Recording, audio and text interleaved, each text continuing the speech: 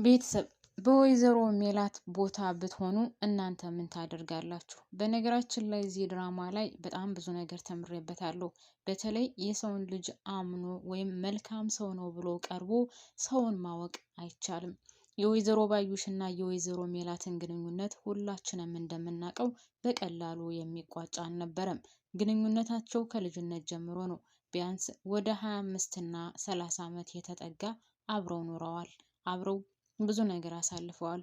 ነገር ግን ወይዘሮ ባዩሽ ያን ሁሉ ጊዜ ከሜላት ጋር ስታሳልፍ ውስጡን ሌላ ነገር እየሰራችና ወይዘሮ ሜላት የሚገርመው ነገር ትንጥዬ እንኳን ከቤቷ ኮሽ ያለ ችግር ሲከሰት ሩጣ ወደ እሷ ነበር የምትደውለው። እሷም ሩጣ መታ የእሷን ሚስጥር ለማወቅ ቀድማ የምትደርሰው እሷ ነበረች። ሰውን እንዴት ማመንና እንዴትስ አምኖ ተቀብሎ ያን ሰው አውቀዋለሁ ብሎ መኖር ይቻላል? እንዲሁ ዝም ብሎ ባላየ ወይም ባልሰማ ከማለፍ ውጭ ሌላ ምን አማራጭ አለ? የሰው ልጅ እግዚአብሔርን በጣም ከባድ ነው። አውቀዋለሁ ብላችሁ በፍጹም አትሞክሩ። የሰው ልጅ ማንም ሊያውቀው አይችልም። ሰው ሆኖ የሰውን ልጅ ሊያውቀው አይችልም።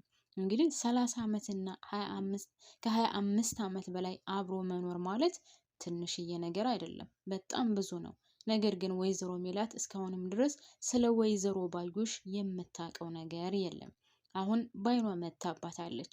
ለመስፍን እንደተናገረችው ለወይዘሮ ሜላትም እኔ ካንቺ የምፈልገው ገንዘብ ሳይሆን መስፍንን ነው ብላ በግልጽ ነግራታለች።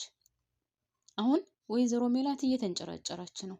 ከእስከ ዛሬው ይልቅ እሷን ችግር ውስጥ ለማስገባት ባዩሽን ለማስያዝ ባዩሽ ውርደት ውስጥ ገብታ ወይም ደግሞ እውነቱ ተጋልጦ ከእስር ቤት እንዳትወጣ ለማድረግ እየሰራች ነው። ነገር ግን ትክክለኛ መረጃ እና እውነተኛ መረጃ እስካልተገኘ ድረስ ሜላት ምንም ብታደርግ ባዩሽ ምንም አትሆንም። ሰላም ጤና ይስጥልኝ ውድና የተከበራችሁ ውድ ቻናሌ ቤተሰቦች በያላችሁበት ሰላማችሁ ብዝዝት ትርፍርፍ ይበልልኝ። ስለመጣችሁ ወደ ቻናሌ ከልብ አመሰግናለሁ። የተለመደውን ላይክ እና ሼር ሰብስክራይብ ማድረጋችሁን እንዳትረሱ ስል በአክብሮት ጠይቃለሁ። ስለ ባዩሽና ስለ ሜላትም ሀሳብ አስተያየት ካላችሁ እንድታካፍሉኝ እና የሰውን ልጅስ እንዴት ማመን ይቻላል? እናንተስ በዙሪያችሁ ያለውን ሰው እንድታዩታላችሁ እውነት አምናችሁ ተቀብላችሁ አውቀዋለሁ ይህን ሰው ወይም ይህችን ሴት አውቃታለሁ ብላችሁ አምናችሁ ተቀብላችሁ ትኖራላችሁ? እስኪ ሀሳብ አስተያየታችሁን አካፍሉኝ። እውነት እኔ በበኩሌ በዚህ ድራማ ላይ በጣም ብዙ ነገር አይቻለሁ። በጣም ብዙ ነገር አውቄበታለሁ። 30 ዓመት አብሮ ተቀምጦ ስለዛ ሰው ግን አንድ ጠብታ ታክል አለማወቅ ማለት በጣም ከባድ ነው።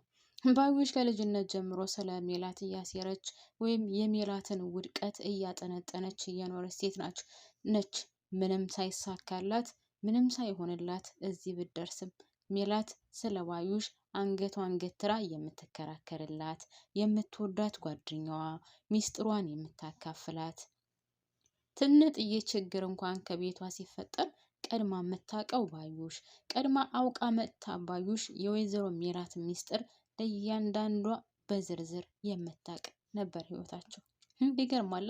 ባዩሽ ግን ያችን ነገር እየተጠቀመች የእሷን ሚስጥር ለእያንዳንዷ ለመከታተል እንድመቻት ወይም ደግሞ የምትፈልገውን ነገር ለማድረግ እንዳመቻት ስትሰራ የቆየች ሴት ናት። እና ሰውን አውቀዋለሁ ብላችሁ ታስባላችሁ? ከባድ ነው። የሰው ልጅ ቢገለጥ ቢገለጥ ቢገለጥ የማያልቅ መጽሐፍ ነው። እውነት ነው የምላችሁ። አውቀዋለሁ ብላችሁ የማታውቁት ሰው ሆኖ ነው የምታገኙት። እና አሁን ወይዘሮ ሜላት አሁን እሳት ውስጥ ናት ያለችው። ለምናሴ እንኳን ባዩሽ መስፍንን ነው የምፈልገው ብላለችኝ ብላ ተናዳ እየነገረችው ነበር። ምናሴም ባክሽን እሷን ተያት፣ ምናልባትም ባንቺና ባባዬ መካከል ክፍተት ልትፈጥር ነው ሲላት፣ አይ እሱን እንኳን አላቅም ከመስፍን ጋር ምን አይነት ግንኙነት እንዳላቸውስ ምን አውቃለሁ ስትልም እንግዲህ እየጮኸች ነበር። ያም ሆነ ይህ ወይዘሮ ባዩሽ አሁንም ከአቶ ቃለአብ ጋር ባላት ግንኙነት እንደዚህ በቀላሉ የምትፋታት አይመስለኝም። በቀላሉ አትላቀቃትም። ሜላትም እንግዲህ ብቻዋን ምንም አታመጣም። በነገራችን ላይ ምን ታመጣለች? ሌላው ደግሞ የሀናና የአሴር ጉዳይ ነው። የሀናና የአሴር ጉዳይ ወይም በእዝራ በኩል ያለው ነገር እኔ አሁንም አስረግጬ የምነግራችሁ ሀና እዝራን አትወዱም። ሀኒቾ እዝራን አትወዱም። ግን አንድ ጊዜ ቃሏን አሳልፋ ሰጥታለች። ሀና ለአሴርም ለእዝራም ያላት አመለካከትና ያላት እሳቤ አንድ አይነት ነው። ሀና ፍቅር አታውቅም። ፍቅር የሚባለው ምን እንደሆነ አልገባትም ገና። ነገር ግን ለእዝራ አስቀድማ ቃሏን ሰጥታለች። አሴርንም ስትለው የነበረው ምንድን ነው? እኔ አስቀድሜ ለእዝራ ቃሌን ሰጥቻለሁ። አባቴ ደግሞ እንዴት እንዳሳደገኝ ታውቃለህ አይደል? ቃሌን መብላት እንደሌለብኝና ቃል ከገባው ያን ቃል የገባሁለትን ነገር እስከ ጥግ ድረስ መጋፈጥ እንዳለብኝ ነው አባቴ፣ ወይም እንደዛ እንደሆን አድርጎ ነው ያሳደገኝ አባቴ። ስለዚህ ይህን ነገር ካሁን በኋላ በፍጹም ላደርገው አልችልም ስትልም ለአሴር መልሳለት ነበር። ስለዚህ አሁን ሀና እኔ እዝራን ታፈቅረዋለች፣ እዝራን ትወዷለች፣ ከእዝራ ጋር አብራ ትሆናለች የሚለው ምንም አይነት እሳቤ የለኝም። ምክንያቱም ለሁለቱም አንድ አይነት ስሜት ነው ያላት። ልጅቷ ፍቅር የሚባለውን ነገር ገና እያወቀችው አይመስለኝም፣ ወይም ፍቅር የሚባለው ነገር ገና አልገባትም። ዝም ብላ በደመ ነፍስ ነው እዝራንም እሺ እወድሃለሁ፣ እሺ ቃል እገባልሃለሁ እስከ መጨረሻ ህይወቴ ድረስ አንተን አልለይህም ብላ ያለችው። ይሄ ነገር ቃል ሳትገባ አሴር ይህን ነገር አሳውቋት ቢሆን ኑሮ እዝራን ትታ ከአሴር ጋር ትሆን ነበር። ነገር ግን ምንም ማድረግ አይቻልም፣ ቃል ገብታለች። ቃል የገባችውን ነገር ደግሞ ማጠፍ እንዳትችል አድርጎ ነው አባቷ ያሳደጋት። እና ተመልሳ አሴርን ማለቴ እዝራን ትታ ከአሴር ጋር ትሆናለች? የሚሆን አይመስለኝም፣ አታደርገውም። አሴርም እንግዲህ እንዳለቀሰ ወይም ደግሞ እንደከፋው ይቀራል እንጂ እዝራን ትታ ወይም ቃሏን ሰብራ ከዚህ ጋር አትቀመጥም። ምክንያቱም ህሊናዋ ራሱ አያስቀምጣትም። አሁን ለምሳሌ ከአሴር ጋር ሆናለሁ ቃል የገባሁት የራሱ ጉዳይ ብላ ወደ አሴር ብትመጣም የህይወት ዘመኗ ሁሉ እንደተጸጸተች ነው የምትኖርበት። ቃሌን ሰበርኩ፣ ቃሌን በላሁ፣ ቃሌን እንደዚህ ያደረግኩ እያለች። ስለዚህ ከእዝራ ወጥታ ወደ አሴር ትመለሳለች የሚለው ምንም አይነት እሳቤ የለኝም እኔ በበኩሌ። ሌላው እንግዲህ ሰላምዬ ናት። ሰላምዬ እኔ አጥፍታለች ብዬ ነው የማስበው። ምክንያቱም ነገሮችን አሁን እያባበሰቻቸው ነው ያለችው በጽዮን እና በእዝራ በኩል ያለውን። ሰላም እንደዛ በተናገረቻት ቁጥር ጽዮን ደግሞ እየባሰባት ነው የሚሄደው። መጀመሪያ የላከችው እዝራን ማነው ስሙ ቅዱስን ነው። ቅዱስ ያው ስለማልጨክን ወይም ስላልጨከነባት አልጎዳትም። ነገር ግን ሌላ ሰው ቀጥራ ደግሞ ሀናን የሆነ ነገር እንዳደርግ ከቀጠረች እና ያው ብር መቼስ ዘመኑ ሁላችንም እንደምናውቀው ብር የማያደርገው ነገር የለም። ስለዚህ ለብር ሲል ደግሞ ሰው የማይፈጽመው ነገር የለም እና በብር ገዝታ ምናልባትም በሌላ ሰው እንዳታስጎዳት እኔ ለሀና እፈራላታለሁ። ፈጣሪ ጠብቃት። ለማንኛውም ያም ሆነ ይህ እንግዲህ ጽዮንም እንቅልፍ የምተኛላት አይመስለኝም ለሀና። በሌላ በኩል ደግሞ የእዝራም ያስጨንቃታል፣ አሴርም ያስጨንቃታል። ደግሞ አሁን እንግዲህ በድጋሚ ተገናኝተው እንደዛ ተያይተው ምንም ሳይነጋገሩ ምንም ሳያወሩ መለያየታቸው ደግሞ በጣም ከበድ ያለና ጫን ያለ ነው የሚሆነው። እሷም ተጨንቃለች።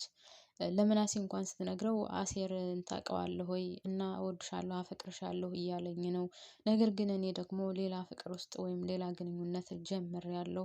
ምን ማድረግ እንዳለብኝ አላቅም፣ ግራ ገብቶኛል ስትለው ምናሴ እንደው ምንድን ነው ያላት? አንቺ በውለታ መታሰር የለብሽም፣ ውስጥሽን ስሜትሽን አዳምጠሽ ስሜትሽን ተከተይ እንጂ በውለታ በፍጹም ልትታሰሪ አይገባሽም ሲልም ጥሩ ምክር ነው የመከራት ማለት ነው። ነገር ግን ሰላም እያደረገች ያለችው ነገር ለሀና ጥሩ አይመስለኝም። እንደውም የባስ ነገር እየጨመረችበትና ትልቅ ችግር ውስጥ እንድትገባ እያደረገቻት ነው ያለችው እንጂ እየረዳቻት አይደለም። እና ያም ሆነ ይህ ቤተሰቦች ሀና ያለችበት ሁኔታ በጣም ከባድ ነው። እንግዲህ ወይዘሮ ሜላትም ያለችበት ጉዳይ እንደምናየው ተጨንቃለች፣ ግራ ተጋብታለች። እናትየው ጋር እንኳን እንግዲህ ምንም ሳይስማሙ ወይዘሮ አስቴር ተመልሳ ወደ ቤቷ ተመልሳለች። ምክንያቱም ከሜላት ጋር ልትስማማ አልቻለችም። ከቤትም ማንም የለም። ሀናም በራሷ ዙሪያ ተጠምዳለች። ሰላምም የለችም። ወይዘሮ ሜላትም እንግዲህ ባዩሽ ጋር ሆኗን ልክትትሏ። ስለዚህ ሁሉንም ነገር ትታ ወደ ቤቷ ተመልሳለች። በሌላ በኩል እንግዲህ የሜሮንና የባዩሽ ነው። የሜሮንና የባዩሽ ግንኙነት አሁን እየበረታ ነው። እንግዲህ ሜሮንም ለባዩሽ ደውላ ስለ ወይዘሮ ሜላት ትነግራታለች። ከወይዘሮ ባዩሽ የነበራትን ጨረሳ ደግሞ ወይም ብሯን ተቀብላ ለወይዘሮ ሜላት ደውላ ስለ ወይዘሮ ባዩሽ ለሁለቱም ትናገርና ብሯን ተቀብላ ትጠፋለች ብዬ ነው የማስበው እኔ በበኩሌ። ሜሮን አሁን ይህንን ነገር ለመጠቀም ነው ያሰበችው። ምክንያቱም ባዩሽም እያስጨነቀቻት ነው፣ ወይዘሮ ሜላትም እያስጨነቀቻት ነው። ስለዚህ ከሁለቱም ሳትሆን ብር ስለሆነ የምትፈልገው ከዛም ከዚህም ከሁለቱም ብሯን ተቀብላ ሁለቱን በነገር አያይዛ ለመጥፋት ነው ያሰበችው። ግን ይሄ ነገር ይሳካላታል? ያው ባዩሽ በቀላሉ የምትፋታት አይመስለኝም። እና እንግዲህ ሁሉ ቤተሰቦቼ ድራማው እኔ በበኩሌ እንደዚህ ነው ያየሁት። እናንተስ እንዴት አያችሁት? እንዴት ተመለከታችሁት? እስኪ ሀሳብ አስተያየታችሁን እንድታካፍሉኝ ቤተሰቦቼ። እና ሀና በሀና ዙሪያም እስኪ ምን ትላላችሁ? አሴር ጋ ትሁን ወይስ ደግሞ እኔ በበኩሌ በነገራችን ላይ የፈለገ ነገር ቢሆን ያው እንትናንም ስለማትወዶ ስራንም ስለማትወዶ ቃሏን ስለሰጠች እንጂ እኔ ከአሴር ጋር ብትሆን በጣም ደስተኛ ነኝ። አሴር ለነሱ ብዙ ዋጋ እየከፈለ ነው። አሴር ብቻም ሳይሆን እንግዲህ ተምቹም እንግዲህ እንደምታውቁት ተመልሶ ወደ ጎዳና እየወጣውም በሷ ምክንያት ነው። ይሄ ሁሉ መከራ ሲቀይ የሚደርስባቸውም በሀና ምክንያት ነው። ስለዚህ አሴርና ሀና አንድ ላይ ቢሆኑ በጣም ደስ ይለኛል። እንግዲህ የተምቹና የድንብላል ፍቅርም አሸሸ ገዳሚ እያለ ነው። በጣም ደስ በሚል ሁኔታ እየሄደ ነው ያለው እና እነሱም ሁለት ደስ የሚሉ ካፕሎች ሆነው ማየት እንፈልጋለን። እንደራሴው ሰምተሃል?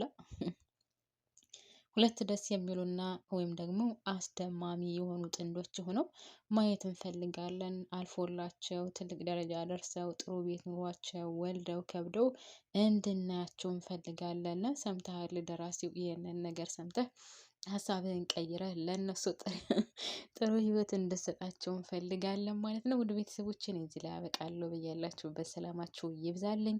ላይክ ማድረጋችሁን እንዳትረሱ ስል በአክብሮት ጠይቃለሁ። በያላችሁበት በሰላማችሁ ይብዛ።